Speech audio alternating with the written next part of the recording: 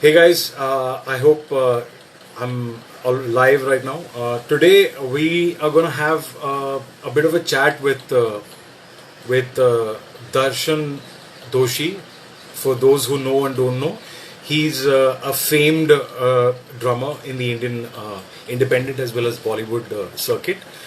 Uh, when people are kids, as babies, you generally learn to walk and run. But by the time we were catching up with all of that, he had already learned how to play the drums.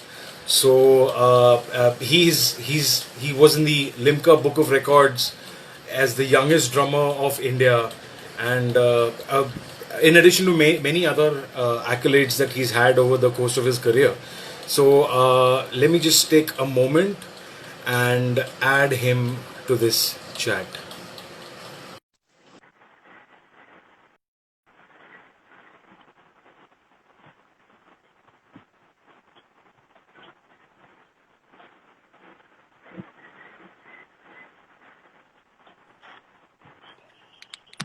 Hey Harish, What's up? Hi, how are you? very good man. Good to see you after I don't know how Such many a long time. months. Yes, yes. I see you're in your studio right now. Yes, I'm right here at the Click here in Mumbai, and it's been a great time in the last 7 months because I'm able to spend so much time here. I can imagine. Practice I can imagine. and recordings and collaborating with so many people and also education. So yeah, it's been a crazy 7 months, but it was pretty fun for me.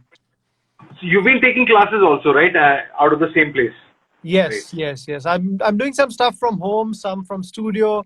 But it's been great. This whole education stuff has been really working well, and it's such a good fun. Like the interacting with such amazing drummers from across the country, and especially all these upcoming talents. They have so much enthusiasm in them, and to work hard and to learn the right way. So it's been a great period for me. Are people going back to basics, or are they trying to evolve or add a layer to their playing? Or so, what has been the trend? What have you seen so far during the lockdown? So I'm actually working a lot on the foundation, Harish, because I feel that especially if your foundation is super strong, you can really fly later on.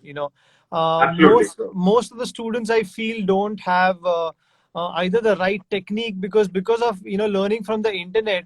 There's so much content out there, but certain times people don't know how to kind of really use that content, to True. the most advantage to their own technique and stuff like that. So I've been working on a lot of stuff as technique and getting your basic rudiments and understanding groove better, understanding the importance of metronome, how important it is to kind of play on a click track, and especially for recordings and stuff like that. If you want to be a musician and if you want to be somebody versatile, you got to really make sure that everything is taken care of before you enter the industry.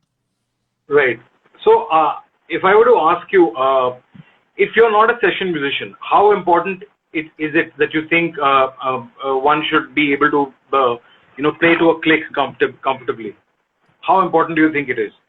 I think, Harish, in today's time, it's really important. As you know, all the bands that I perform with right now, whether it's Salim Suleiman, Farhan Akhtar, Amit Trivedi, everybody is using a metronome and a click track on stage nowadays. Those days have Right. gone, like, wherein, people used to just start at 90 BPM and end Yeah. at 120 BPM. So that doesn't happen anymore. So I feel it's very important for the drummer to be super tight because everybody's either following click or either following the drummer. And most of True. the people, especially the singers, do not prefer taking click on their headphones. They would Right. would follow the drummer more. So if the drummer is Absolutely. super tight, then the band is together.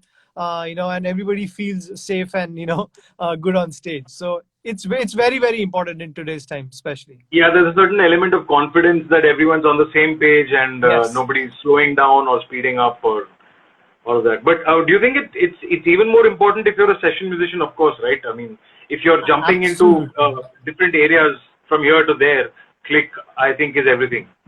Absolutely. And Harish, especially we don't get when we go for a recording session for a Bollywood film, we have very limited time where we have to learn the song, we have to get the sound check sorted, miking sorted and everything. And especially when it's recording, you don't want to take that much time, because if you are going off the click, the engineer is straight away going to tell you, man, let's do it again. And Right, I'm pretty much a kind of a drummer who like to play like one take. Like, I like to do separate right, takes, but I like to play the song in one take. So if your timing right, is really good, you can do that. If my timing would have been bad, then I would have stopped maybe in the music part or in the verse or the pre-chorus and stuff like that. But if your right. time is good, then you can give a complete shot to the song in one take, and that energy really shows in the track. When you hear it, you feel that it's not chopped. कि अच्छा एक line इधर record किया फिर दो line बाद में record किया, ऐसा नहीं है. Correct, correct, It's correct. one piece. So that's the advantage of True. be able Actually, to I play shouldn't on have pick. asked this question because your studio itself is named after that. So I should have imagined how important it is to you. I was very particular that only if you can play on click or sing on click, you should enter my studio. Otherwise, let's avoid that. Great. So, can you maybe give us a little information about how you started out in this?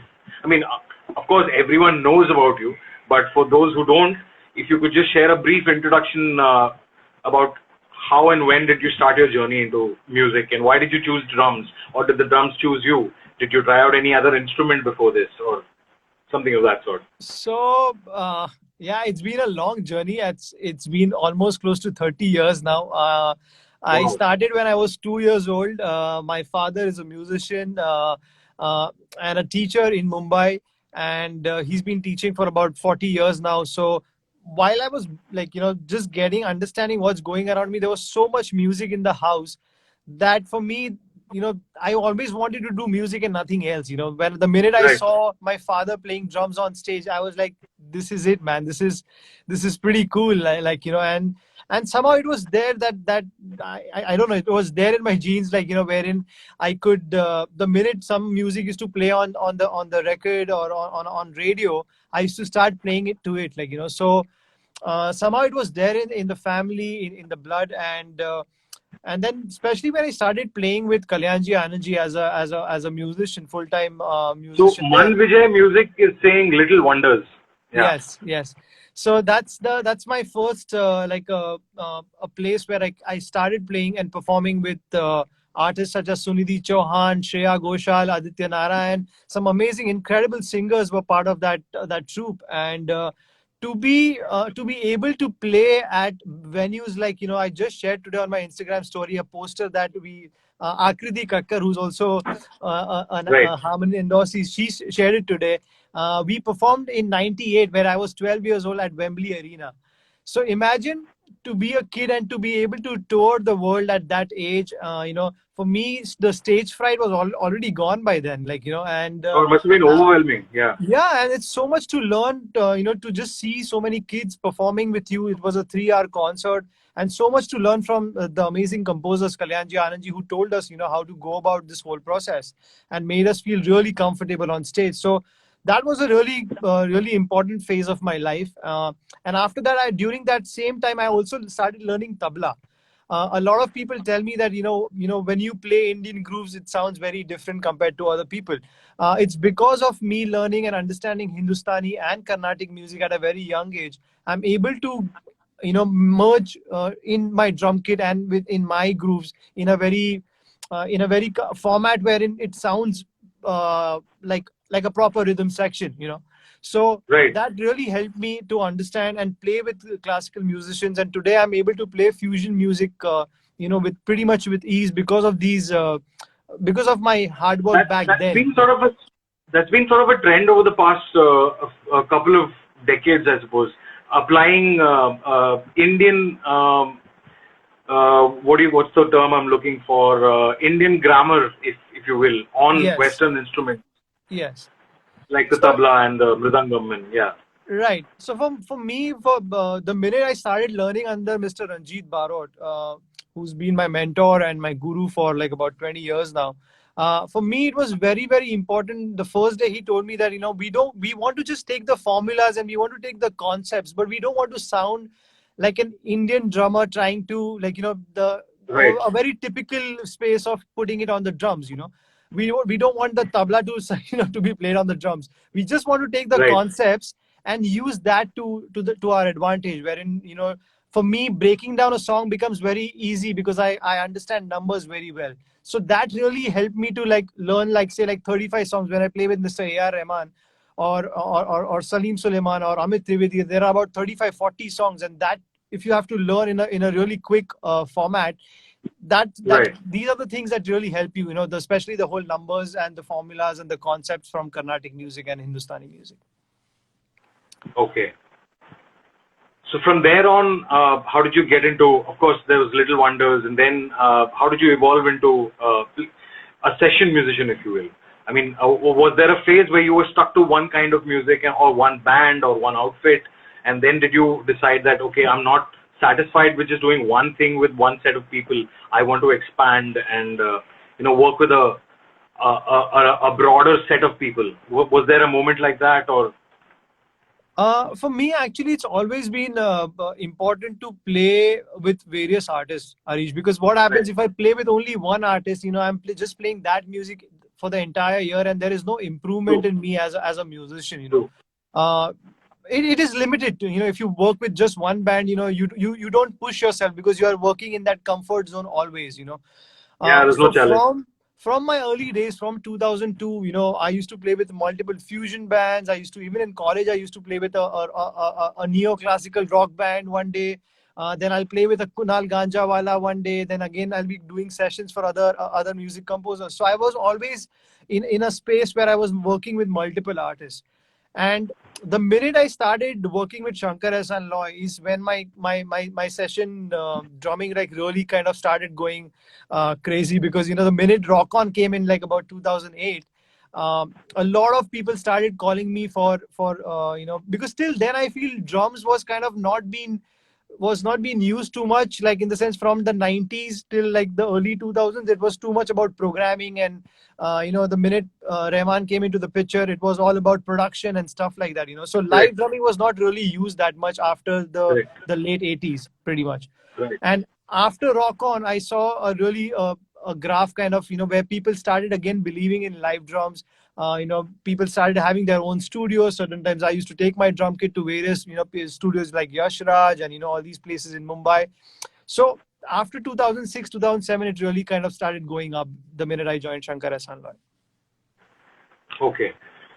So, do you have an inspiration? Is it a person or is it something else, or how does it work with you? There have been a lot of inspiration, bro. It's like there are so I'm many sure. drummers Yeah. that I've been following since I was a kid. Like, from Dave Weckl to my guru Ranjit Barot. People like Dennis Chambers, who I saw at the age of 8 Oh, years yes. when I was in I think around '94. I saw him live here in Mumbai.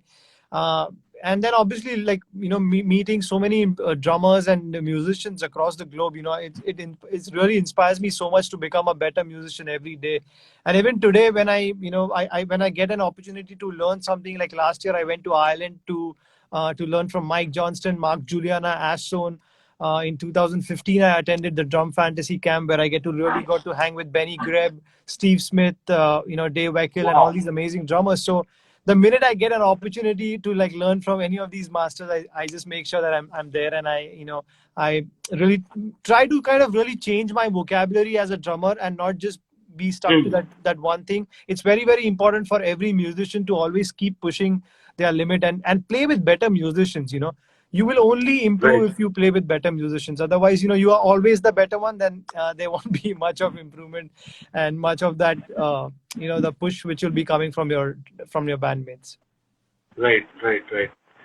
I see a lot of comments. A lot of people are waving out to you. Hi Some people guys. are asking you for a shout out. I think it was musical_Anand who said he's your biggest fan and he wants you to give him Hi a shout Anand. out. Good to see you. Thank you for joining in.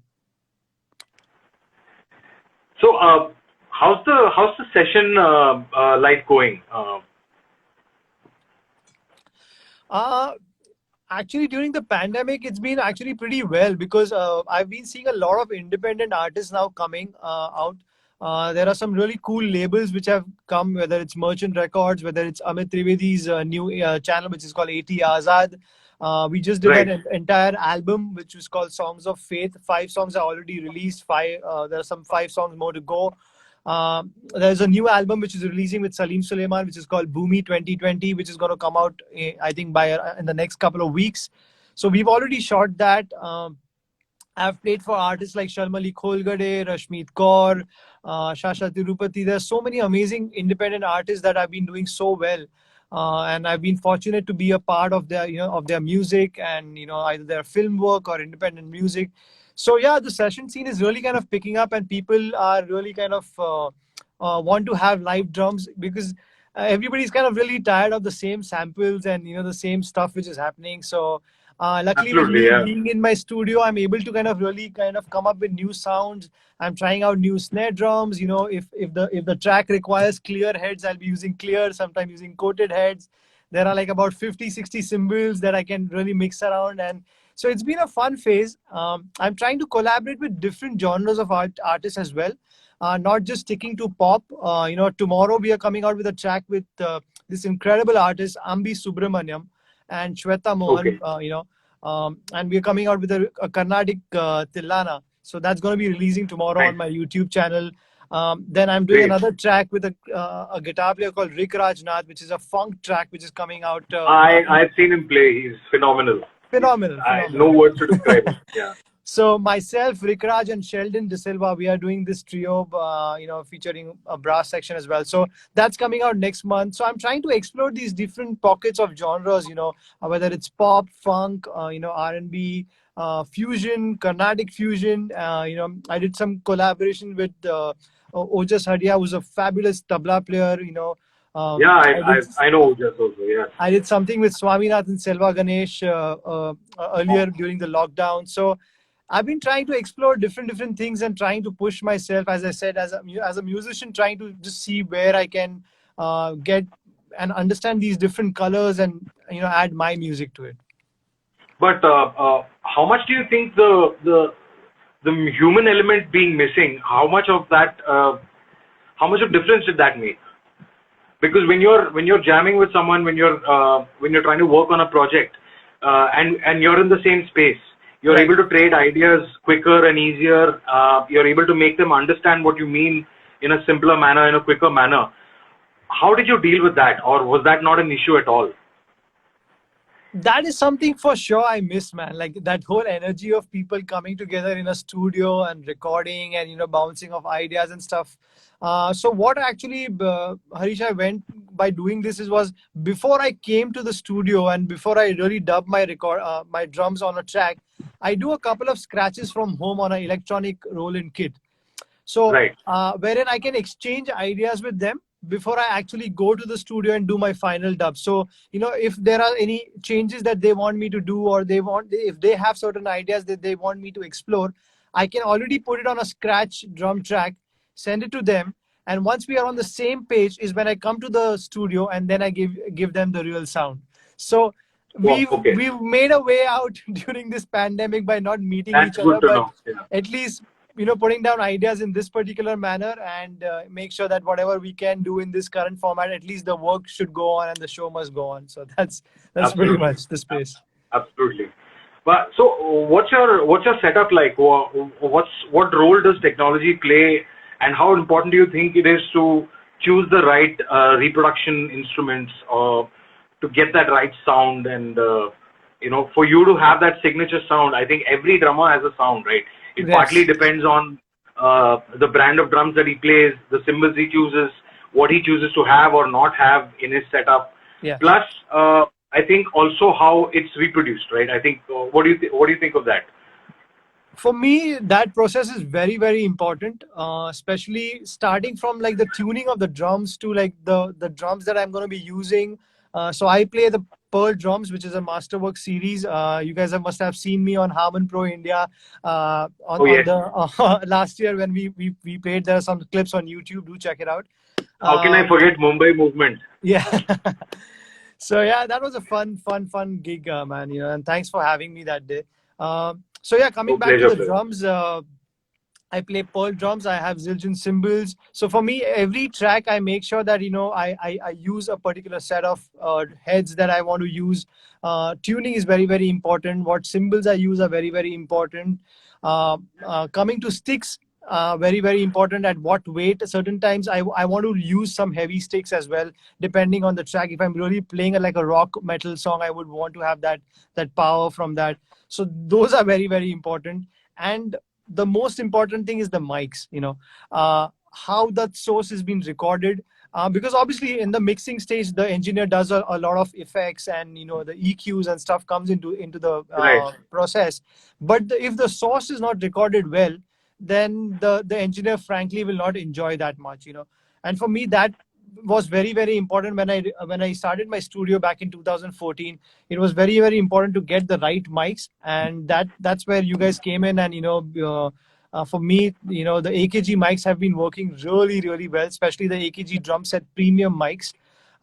I think it's one of the only sets which is so versatile, because you have the AKG C214s, which you can not just be recording for drums, but you can record guitars, Right. you can record percussion. I've recorded so many times, recorded like things like darabuka, djembe, duffs and stuff on a C214, and it Yeah, works. it's quite versatile. It's Right. amazing. It's very versatile, and it's, I think, one of the only sets which provides a hi-hat mic.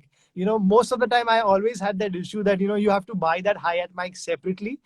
But when you buy the AKG drum set premium set, you get everything in one set. There are two condensers. There are these amazing D40s, which works for toms and the bass drums and stuff like that.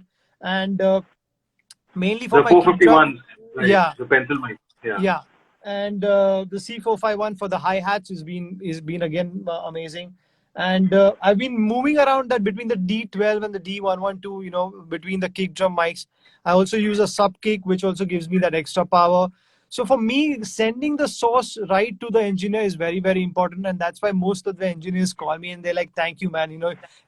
It's great to work with you, because you send it in a very systematic way. And for us, the life becomes very easy, because I send it in a dry space so that they have all the Right. freedom to kind of Right. add a reverb on the snare, or you want to change the tone of the snare drum, or change tone of the kick drum. You can add some triggers and you can change that. So they have complete freedom to play over it. So that's what my thing has been with all these amazing instruments that I endorse.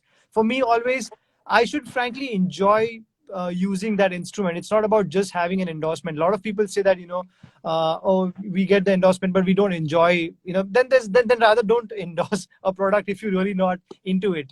True. For me, True. True. from day one has been very very important, and I've been very blessed to have these amazing companies support me for the last 10 years now.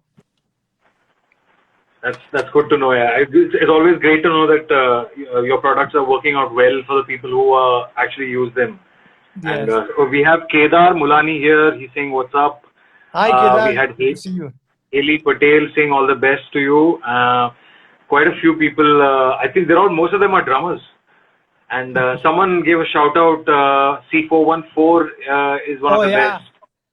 I use that as my room mics currently. I've got a pair of 414s that you guys sent me, and it's brilliant. I use that as a room mics, and certain times I also record a lot of singers now. Me and my brother are gone into composing now, and we get a lot of singers coming in, singing for us now. So the C414 has been one of our favorites.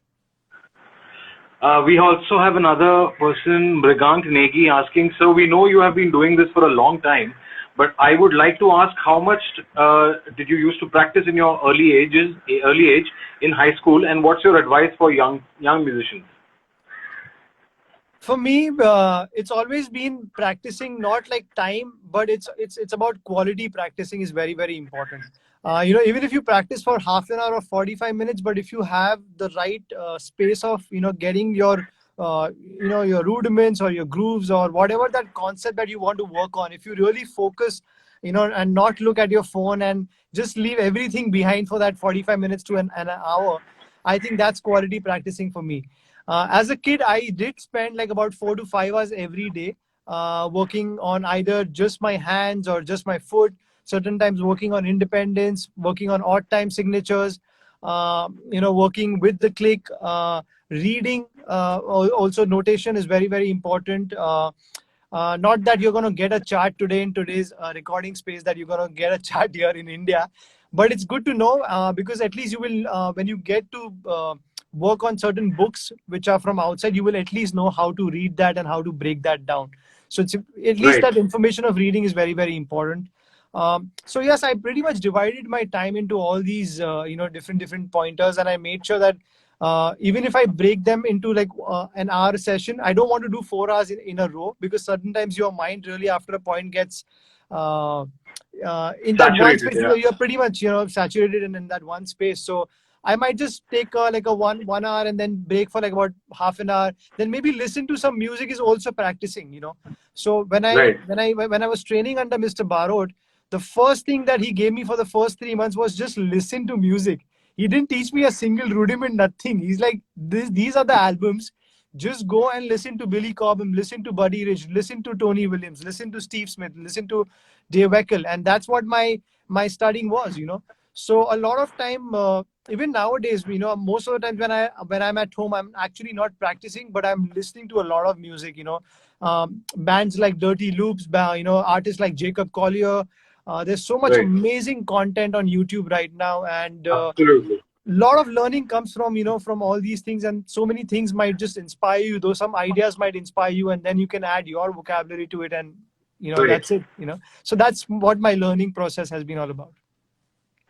So we have Shavik asking, sir, will you prefer a single AKG mic for drum recording? So I don't think that's how it works, Shavik. I think Darshan can explain better. Yeah, like maybe at least if you have a kick, snare, and an overhead, I think the 3 mics should also can sound great if you have the right way of capturing it, and if you have a good engineer, or if you can do a good space with engineering and understanding the EQs and stuff, even 3 mics can sound great. Okay, great. So it's more about if you have a limited number of drums, it's about finding the right overlap spots and getting that mix right. Yes. We have Om Kathuria asking, I'm also a drummer. I did my grade 8 from Trinity College. Can you please give me some tips for the future? Again, Trinity is great to kind of start off and understand the reading and the basic rudiment part, but I feel it's very important to find a good teacher.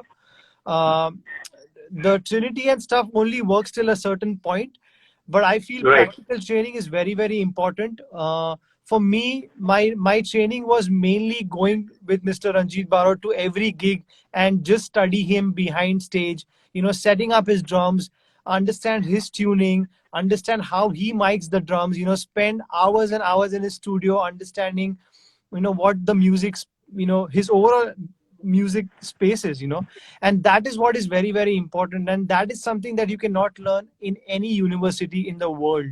You have to spend time with your teacher, you have to go behind him, you have to just make sure that you try to get as much information from him in a more physical space as much as possible, and that is something that I would recommend to a lot of people, like, when you get time, go and meet the masters, go and meet the drummers. For me, going abroad and studying is because I want to meet them in person and get that energy from them and see how they work and how they go about drumming, and that has really helped me. So I would recommend to find a really good teacher and really keep pushing and keep playing. Play with musicians, very, very important. Just playing by yourself, and working on only chops is not going to help you. If you want your phone to ring all the time, you got to be a band guy, man. You have to play with a band. You have to understand the space of playing in a band format and not just playing drums as a solo instrument. True. We have Sameer Shah asking, what is your approach? How should drums sound after recording? Again, it's a topic that can go for an hour. There is it's something depends. Frankly, I think it depends on a case-to-case basis, right? Yes, it pretty much depends on the music. For a Bollywood track, it's a very different space of mixing. You can actually go follow this incredible engineer Shadab Rahim, who's doing a lot of amazing breakdowns of all the songs that I've also played and I've been a part of, where you can learn how he has mixed my song for like movies like Kabir Singh and all the songs that you've heard on Coke Studio. He's the guy behind mixing the drums. So If you really want to study, you should really go and check out their YouTube channel. That really help you. But again, coming to that space, it pretty much changes from track to track. For a fusion and a more jazz fusion space, I don't really produce my drums so much. But if I'm doing like a pop or a R&B space kind of a track, then I might add a trigger kick to it, or might add another snare layer to it. You know, EQing toms, gating toms, understanding how much of the cymbals and high frequency you want to keep in the mix. It's a super long process, man, and you got to just keep doing it every day. I try to record myself, always, whether it's also recording just on the phone to understand how the balance should be. And I feel that most of the time that whole the balance and the mixer is your body. If you can balance your drums in your head and know how the drum kit needs to sound, it makes the engineer's jobs much more simpler than, because you've played it in that particular dynamic space, So the first thing is to understand that, okay, I don't want to play the kick drum so loud, or I don't want to play the hi-hat so loud. You need to understand dynamics. If you know that dynamics, even a simple groove, a 4/4 groove can sound beautiful, and it can make people groove, So you got to learn all that, man. It's a process where you have to keep doing it every day. And if there are things which are not going right, there's no specific rule, Harish, that okay, just because I am using this particular mic in this position, that works great for everybody. No, it doesn't. It depends on the room acoustic, it depends on the drum kit, it depends on every drummer sounds different. I can give you this drum kit and you will sound completely different than me, Absolutely. Things like this. Because then it's also about the attack and your grip and all of that. Lot of things are involved. Yeah. Jaydev is asking, what are your thoughts on these online classes such as Drumeo and Mike Johnston? Is it a reliable method to get your skills to the next level? Again, Drumeo and Mike Johnston have been doing an incredible job when it comes to the online teaching part. Agreed. My only thing is that you should. There is so much information on Drumeo right now that certain times myself I'm getting lost. That okay, where do I go? Like where do I start? Like where do I start exploring things? And that's where I feel that having a teacher who can show you things, one thing at a time makes a big difference than just going into a online thing where there's so much content that you really are getting lost on where to start. So they've been doing a great job, but you as a drummer should know what information you really want to take from there and how to apply that information on the drums. That is something that is very, very important. So that's why I would suggest, man, get a teacher who can kind of guide you on a daily basis, where you can at least get like a weekly class or a monthly class, with them, and they will keep guiding you step by step on how to go about it, instead of just going on to YouTube and just randomly picking up content. And most of the time everybody wants to play fast, like one X drummer or this drummer. But it cannot happen. He's playing at that speed and that zone because he's worked, his foundation for so many years. And after that, he's reached a certain level. People see one chop and they wonder, okay, let me try this chop. It sounds great. But where are you going to use that chop? How musically are you going to use that chop is very, very important. Right. True. It's kind of similar to kids coming up and saying that I want to learn the guitar, but they just want to learn one song. That's it. They don't want to get into how it works and why do I have to use all 6 strings and what are they there for? What do they stand for? Doesn't matter. So yeah, what you're saying is true. I mean, you have to really get into the pulse of the instrument to actually start playing it and not just copy someone and use the same thing everywhere. Right, and that's one thing actually, Harish. I've checked in this lockdown period while I'm teaching. Everybody wants to learn songs. My thing is that yes, you can learn songs, but first get your foundation sorted, man. If you don't get that right, there's no point learning this. The first thing you can, as a kid, when we go to school, you can really not write an essay, man. You got to understand the alphabet. You have to make words. You have to make a sentence, and then you can write an essay. Nowadays, Absolutely. everybody wants to write an essay because it's available in the market, and everybody is trying to copy the essay straight from what is there on Drumeo straight onto their kit. But they are not understanding how was that formed. First, learn that, learn the formulas, learn the basics, and then you go True. there. You know. I think it's also about the certain image that's associated with instruments that makes people want to skip phases and just get into the playing mode. Right. True. So I was also wondering, you had a chance to use the AKG Lyra Oh USB yes. microphone. Yes. So did you try using that in a drum setting, or did you only use it for vocals? Or So AKG Lyra actually was a savior for us during the lockdown because till a certain time I was not even going to the studio for the first 2-3 months, right, and then me and my wife we wanted to record some stuff, and she was coming up with a single. There was some scratches that she wanted to put down on Logic and stuff, and that's when AKG Lyra came into the picture, and it was like it was sounding so good. So I've been pretty much using Lyra at home with my home setup, where we're doing a lot of vocal stuff and stuff, whether it's vocal percussion as well. I've been recording on that, but I would want to try it out in the studio one day and see how it goes with just putting it as a room mic and yeah, trying to do I don't that. think it'll work beyond the room mic, right? For a drum kit at least. Yes, I think but it might really work as a room mic if it's been kept at the right position, and if you can really Correct. kind of balance it well with the overall kit. I think especially because there are 4 modes in that, and there's one mode where you can really kind of take the room sound well, which is the stereo mode, and I would really want to try that one day for sure soon. So Karthik feels I look like Kunal Kamra. Thanks, man. He was wondering what Kunal Kamra is doing with Darshan Doshi. Right. There was one more question. How many hours do you practice? Like, does that depend on your mood, or is it compulsive discipline? It frankly depends on the day, man. Certain days I really lock myself, and I might just get into the studio and just for 3 hours or 4 hours I might not just come out at all, and certain days you might just do it for 1 hour and you feel that okay, it was really cool and it worked well, and you wanted to whatever those concepts that you wanted to work, it really worked out well.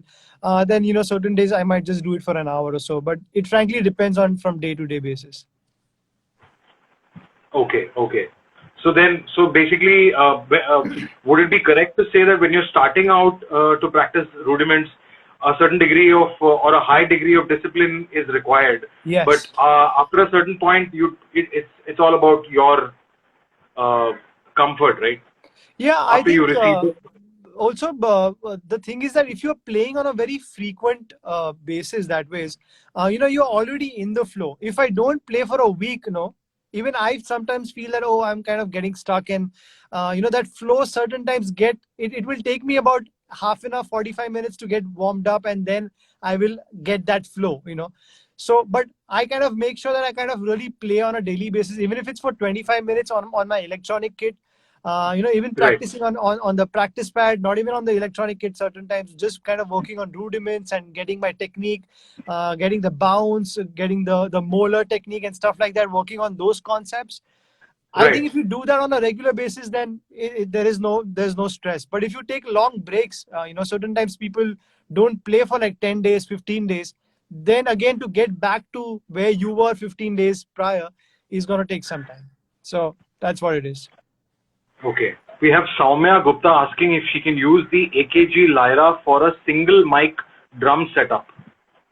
I don't think it works like that. I would not recommend that. But yeah, maybe if you have something like a C214 or a 414 where you can just keep it as a room mic, I think that can surely work for sure. Right. And I suppose you can use the Lyra if it's a single percussive instrument rather than an entire kit. If you have a djembe or a darbuka or even tablas. Yes, so, I think that can really work well with that particular space for sure. Right. Manvijay Music is asking, while touring, how do you keep yourself fit in terms of health and exercise since you travel a lot? For the last 10, 12 years, I've been kind of really making sure that I kind of stick to a particular routine. Even I kind of try to work out on a daily basis to just make sure that you're fit and you're able to kind of play a 3 hour concert back to back, traveling cities, eating different kind of foods, water, everything is changing every day. So it's important to be healthy. It's important to eat healthy. And I've been a little particular about it. At least in the last 5 years, I've been a little particular about what I eat, and at least make sure that at least you work out on a daily basis so that Right. you're pretty good to go that way. But I don't do too much of weights and stuff. Just make sure that you do good cardio, a little bit of weights here and there, but not really kind of picking like some 200 kgs. That's not happening for sure. You were already lifting up enough weights as it is. Yeah. Prithvi is asking how best can you work on the click to get better?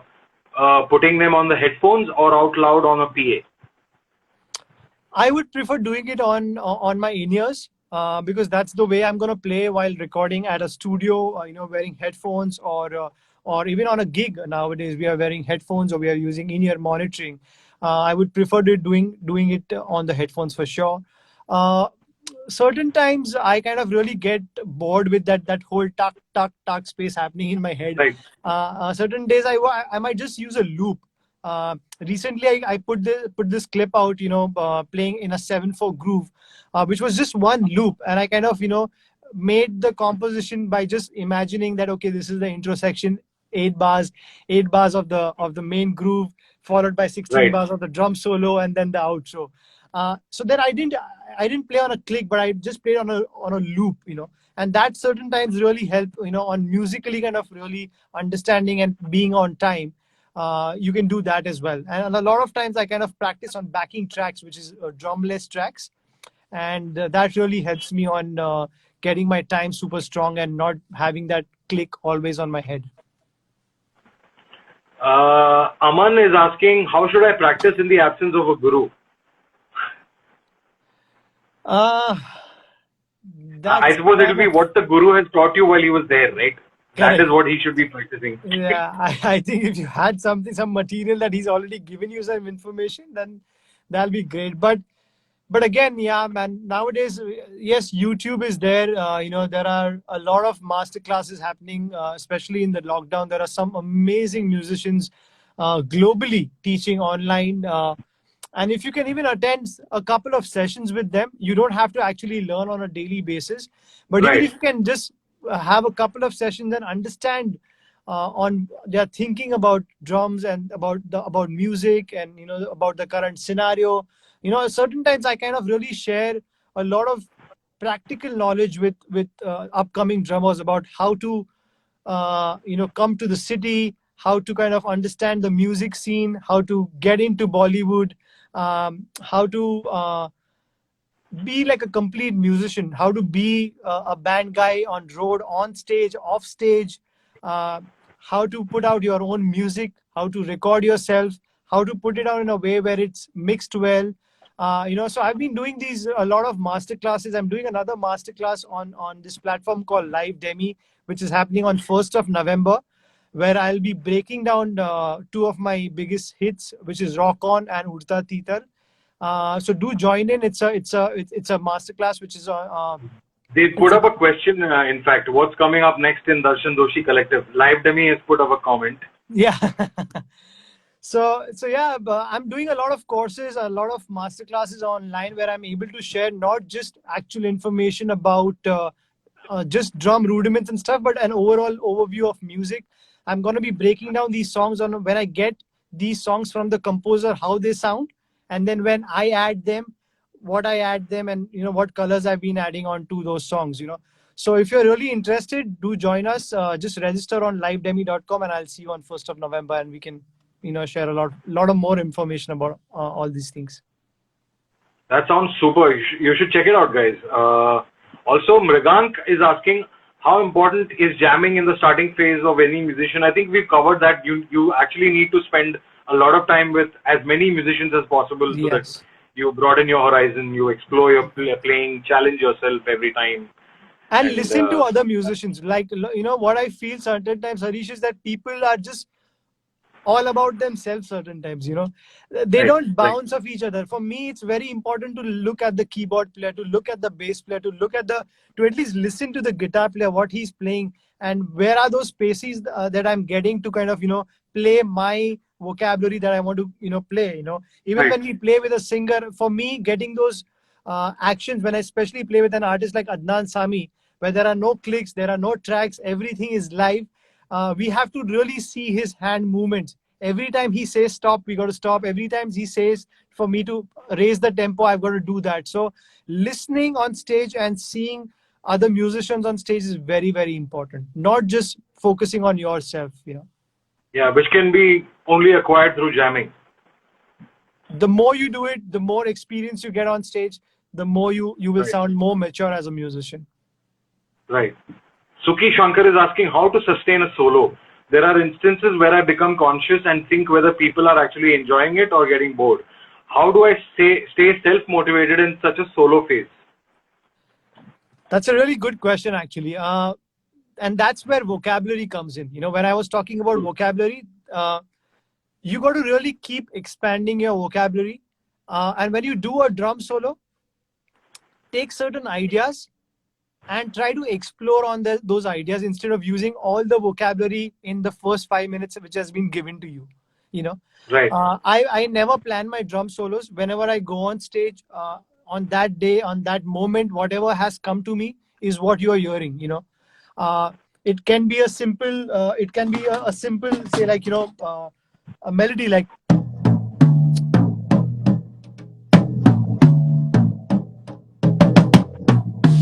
and then I'll kind of really explore some ideas over it, try to add some rudimental stuff over it, try to change note value in that particular time signature that I'm doing. I'll do that.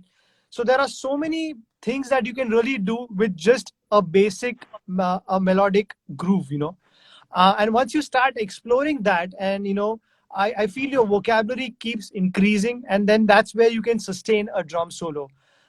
Don't be bothered about what other people, or whether they are, you know, clapping for you, or you know, it's not, certain times those things are will come later, you know. But right, you need to right. focus on your particular space, that on that particular day on the drum kit, and really enjoy yourself, you know. Yes, certain times when you end your solos and stuff like that, those rolling of the sticks or playing at 180 bpm or playing all those chops is also important, but that's only towards the end. But you got to have a musical drum solo, and that's what people really enjoy, and not just playing chops from bar number 1 to bar number 200. So that's what is, you know, that'll really kind of really help you to expand your vocabulary. True. I think there are a lot of questions coming up, but we've kind of run out of time right now. So would it be okay if I ask them to inbox them or direct message you on your Instagram channel? Yeah, we can do that. I think we've got about another 5 minutes. We can maybe take another couple of questions if we have time. Yeah, sure. So quite a few. Let me just check. So Samir Shah is asking, how do I get the best performance from a drummer while tracking? I mean, that's really an open-ended question. Firstly, the drummer should really know the drum sound, at what music he's playing, and make sure you work with a drummer who's good on time. Otherwise, you will be going through a nightmare for sure. So yeah, the timing, you know, tuning part, miking. Obviously, if the engineer himself is there, you know, he'll be helping the drummer to kind of get the right miking and to get the right sound out from the drum kit. Make sure that he's using good heads. Drum heads are very, very important. A lot of time people do a lot of taping and you know, record drums which are completely dented. You are not going to get a great sound out of that because the sustain is completely gone. For drummers who are listening to me, do not tape your bottom heads, because if you do that, that whole point of sustain, you know, and the resonant head being there is completely gone, you know, unless like the music really demands. But most of the time I would really avoid doing that, you know. So yeah, miking, tuning, understanding the song, yeah, all these things are very, very important. And if the drummer is able to do that, then you will surely get the best sound out of the drum kit. Okay.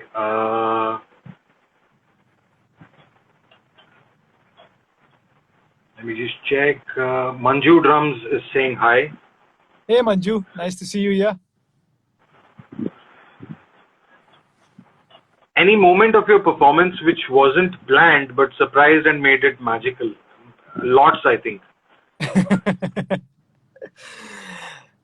Yeah, man. It's been like, I don't know, maybe over 2000 concerts, man. So it's been, there have been so many moments like that which has, which have happened. Uh, but there was one really funny moment that I would like to share. Sure, Wherein one sure. of my, certain times you don't get like one of the best backline, and during one of the gigs, I kind of really, my bass drum beater went through the head. And in between the gig, I was trying to kind of figure out how am I going to do it, like, and fortunately there was a guy, a person from the sound department who was there, and he saw that happening, and he kind of came running, and he within 3 minutes he kind of made a chain through another cloth. And until then I was using my floor tom as the kick, so that was Oh pretty, my. it was pretty funny. But I think the same thing happened with Ranjit a couple of years ago at the Live Arena, and yes, his beater went through the head. Yeah. check this out. I had one instance with Ranjit Bhai once. So this was at Blue Note Club in New York. He's playing with Okay. John McLaughlin. Wow. I'm sitting right in the front, in the first row. I was there watching him, and in between the gig, he looked at me and he's like, "Come up." And I'm like, why is he calling me up? Like, whoa, like, it's kind of a little weird, like John McLaughlin is playing and he's like calling me up on stage. And I'm like, what's going on? And he's like, just come up. And he looked down, and his double pedal had kind of come off. And he really wanted to use it on the upcoming, like a solo section that he had. So in between, Right. while he's playing, he's performing, I have basically gone on stage on the Blue Note Jazz Club stage, passing through John McLaughlin's leg and going below the kit and tightening up the pedal for him. So, the moments like this is like so funny, but things like this happen on stage, and certain times you got to be quick to react to things like that and make sure that the show goes on. And but yeah, these moments are so funny, and I'm going to remember that for the rest of my life. I am sure. I'm sure. Then we have Jaydev saying, I really liked Abin's question. Could you take that next? But I can't find any questions by Abin.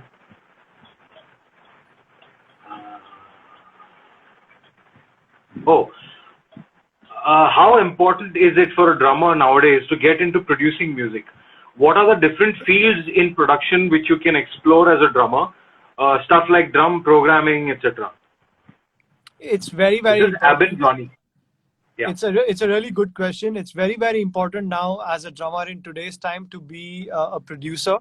Uh, I feel in today's time you got to learn everything by yourself. Whether it's recording yourself, whether it's mixing, it's mastering, even video editing yourself. Like you got to know everything by yourself. Wherein whenever you want to put out content, you don't have to always ask for help, or you're gonna not ask favors from other people, because the minute you get professionals on board, you have to pay them. Simple as that. Everybody has Yeah. spent that much time on their art, and everybody deserves to be paid. And certain Correct. times when you're putting content on a regular basis, maybe you're not able to afford good Won't be engineers, feasible. Yeah. or and things like that. So in today's time, it's very important to learn that. Being a producer, again, if you're planning to put out your independent music, it's very important to know other instruments, learn keyboard, learn guitar, learn producing, at least learn one DAW, either Logic or Cubase or Nuendo, on how to, put out loops, so that when you put out your music, you don't have to, again, as I said, get another producer on board to help you do that. Like, I've been very fortunate to work with really some amazing producers. As you said, Mumbai Movement earlier, that's been produced by Kaz Rodriguez from UK. But again, with him, because he being a friend, and me putting down ideas for him first and telling him, okay, this is the space I want to kind of work on. I send him some certain conocols that I want to incorporate in the track, and this is the space and this is the tempo that I want to work on.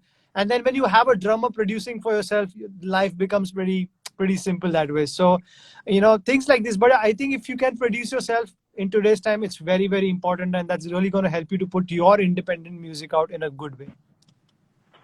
Great. Aman is asking, should I go for academic courses first, or can I go straight for music courses? That's slightly... Again, as I said, man, it depends from person to person. It depends from on what space you are right now. I would like to go to a school which has good teachers. Firstly, I should make sure that the faculty which is there is at a good level. And I know that after 3 years on working with that school, that when I come out, I'll be a good, kind of a decent enough producer for sure. So do your research, talk to people who've been to that school, do research about the teachers, on where they are coming from, what is their background, and how, if you guys have any kind of common things that can really, that you are really looking forward to working with that particular teacher, then that can really help, So again, when students come to me, first thing that I ask them is that, what do you want to learn? What are you expecting from me on day one? And then accordingly, I kind of make sure that I make a course for them which is good for that particular student. If he's not interested in certain stuff, not everybody's interested in Carnatic conocols, or not everybody's interested in odd time stuff and all. So then I will make the course accordingly. So understanding that is very, very important on what the student wants, and not just what you want to make, put it True. on them, So Very true. that's, as a teacher, for me, that is very important. Very true. I think we'll take one last question. Okay. Sarthak is asking, would you recommend one to be a full-time drummer in India? What things should we take care of if we want to do it professionally? For me, obviously anybody can become a drummer, in the sense, if you can put down that much hard work, dedication, you got to be really mad about this instrument.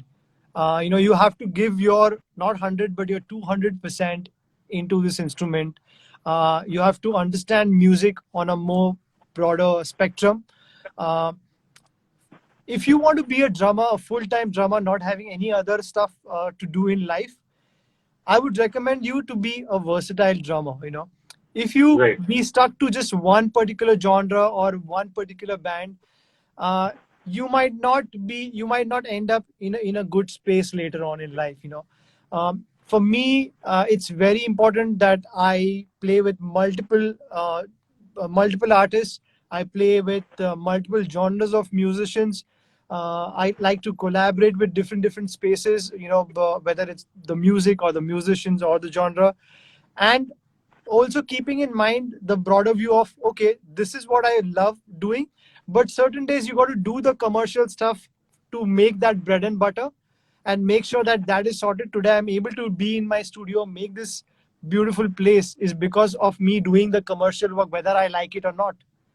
So, but that doesn't mean that when I do certain stuff that I don't like, I don't give my 200%.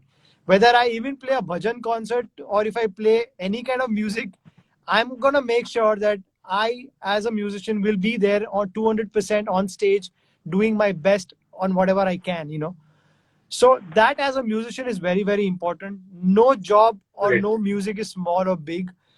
Certain days, we all like playing drum solos. We all like playing, fusion or jazz fusion and stuff like that. But you got to understand, being in India, you got to play commercial music, True. And once you get that versatility, I think you will surely go, a long way for sure. Right. Great. I think there's one guy who's been posting the same question again and again, hoping that we see it. Okay. So I'll just read it out. Okay. What can you suggest to a drummer who is suffering from financial crisis to buy a proper drum set? I really need guidance for that. I feel there are some really cool cheap kits available in the market nowadays. If you say Pearl has a couple of really decent kits which are not that expensive as a Pearl Masters or Pearl Reference or a Pearl Masterworks. So for me, as I said, the drummer, the tuning, the heads are very, very important. Yes, if you can afford a better drum kit, obviously the wood and all is also very, very important. But if you have financial issues, getting a good drum sound from a basic kit is also possible.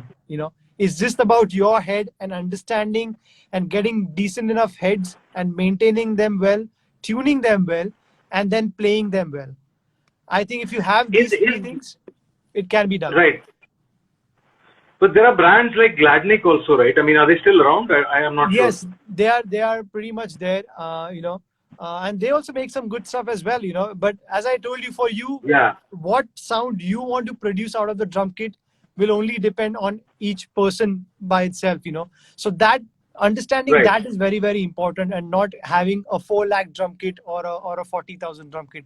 Even if you give me a 40,000 drum kit also, I will make sure that I make it sound great. So it frankly True. depends from person to person and from drummer to drummer. Right. Right. Right. I think that's about it for today. Thank you so much, Darshan. It was a pleasure having you over. A pleasure to chat up with you, catch Thank up you, with you Harman. after such a long time.